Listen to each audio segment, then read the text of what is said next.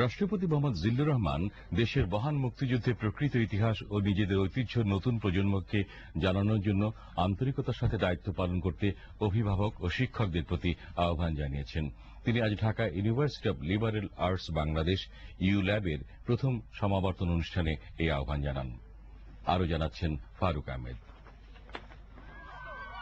পরীক্ষায় ভালো ফলাফল করলেও বিশ্ববিদ্যালয়গুলোতে পর্যাপ্ত আসন না থাকা এবং বিভিন্ন অসুবিধার কারণে উচ্চশিক্ষার সুযোগ থেকে বঞ্চিত হচ্ছে অনেক শিক্ষার্থী।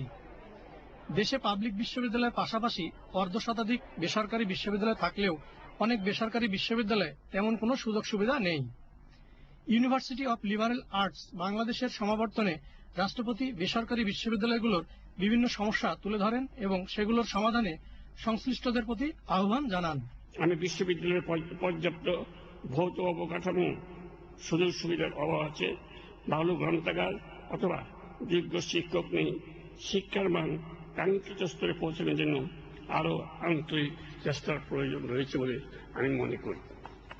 নিজেদের স্বার্থে এইসব বিশ্ববিদ্যালয়কে তার সকল বিরাজমান সমস্যার সমাধান করতে হবে। বিশ্ববিদ্যালয়কে পরিণত করতে হবে জ্ঞান চর্চার শ্রেষ্ঠ পাদপীঠ হিসেবে।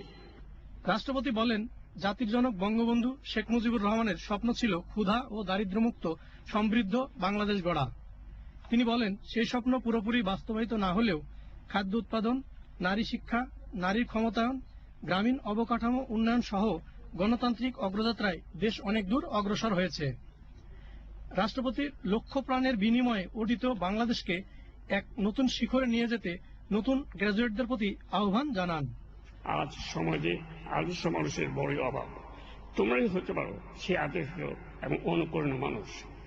তোমরা নিয়ে যেতে পারো লক্ষ প্রাণের বিনিময়ে অর্জিত বাংলাদেশকে এক নতুন শিখর।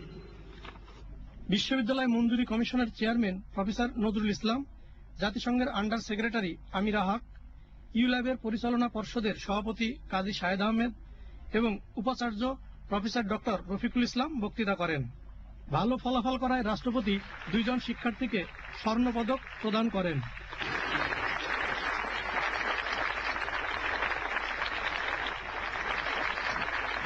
ফারুক আহমেদ, বাংলাদেশ টেলিভিশন, ঢাকা। 15ই আগস্ট জাতীয় শোক দিবস উপলক্ষে গৃহীত সকল কর্মসূচি সফল করার জন্য দলীয় নেতাকর্মীদের আহ্বান জানিয়েছেন এলজিআরডি মন্ত্রী সৈয়দ আশরাফুল ইসলাম। তিনি আজ রাজধানীতে আওয়ামী লীগের এক যৌথ সভায় বক্তৃতাকালে এই আহ্বান জানান। ঢাকা মহানগর আওয়ামী লীগের ভারপ্রাপ্ত সভাপতি এম এ আজিজের সভাপতিত্বে অনুষ্ঠানে আরও বক্তৃতা করেন ঢাকা মহানগর আওয়ামী লীগের সাধারণ সম্পাদক মোফাজ্জল হোসেন চৌধুরী মায়া।